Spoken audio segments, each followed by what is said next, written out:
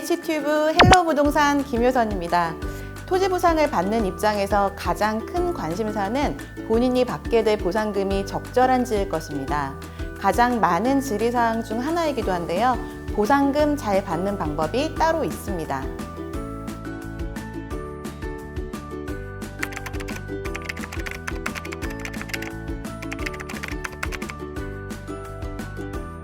토지보상금 협의는 시행자가 각각의 토지를 비교 표준지와 대비하여 감정평가를 한 후 보상금을 산정하고 소유자에게 통지하게 됩니다.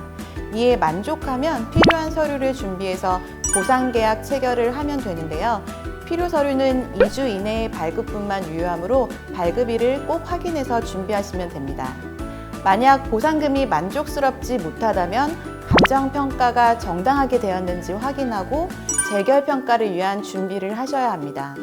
감정평가 세부 내역서를 입수해서 정확한 평가가 이루어졌는지 검토를 해야 하는데 특히 감정평가 시 적용된 비교 표준지와 용도 지역이 동일한지는 반드시 확인하셔야 합니다. 선정된 비교 표준지 용도 지역은 토지 가격 형성에 큰 영향을 주기 때문입니다. 수용 경험이 있다면 다른 보상자보다 더 많은 보상금을 받을 수 있습니다.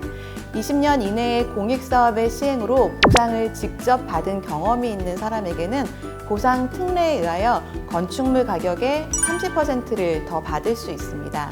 보상금 특례를 받는 건축물은 단독주택이나 빌라, 아파트 등 주거용 건축물이어야 되고 이 가격이 1,000만 원이 넘는 경우에는 1,000만 원만 지급이 됩니다. 만약 기업, 공장 등 영업점의 경우에는 휴업보상비로 통상 3개월의 금액이 지급됩니다. 그러나 기업이나 공장의 입장에서 3개월의 휴업보상비는 재가동되는 시간과 노력을 생각한다면 크지 않을 수 있습니다. 이에 따른 협의는 개별적으로 해야 하는데 기업 규모에 따른 휴업기간 산정을 위해 충분한 객관적인 자료 등을 준비하거나 사업 시행자의 기업 방문을 요청하는 등 적극성이 필요합니다. 경우에 따라서는 수용 이후 지속적으로 기업 활동을 하지 못해 폐업을 하고 규정된 24개월분의 폐업 보상비를 요구하는 경우도 있습니다. 그러나 스스로 폐업 신고를 하는 자가 폐업의 경우에는 폐업 보상 대상으로 인정되지 않으므로 유의하셔야 됩니다. 보상금 협의 과정이 쉽지는 않기 때문에 부동산 전문가나 세무사, 감정평가사, 변호사 등 전문가의 상담을 통해 진행하는 것이 효과적입니다.